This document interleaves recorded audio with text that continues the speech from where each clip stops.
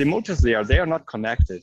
So last year at re:Invent, we released Amazon Monitron, which is a service which has hardware, sensors, and a gateway, which you can just plug in on a machine, and you will immediately get temperature and vibration data. And you have an end-to-end service that will give you a warning ahead of time when something is changing, when the machine learning model that is trained on your data thinks, okay, something is not normal, okay? So with that, you can actually already connect to machines and do actually a digital transformation without changing anything on the machine.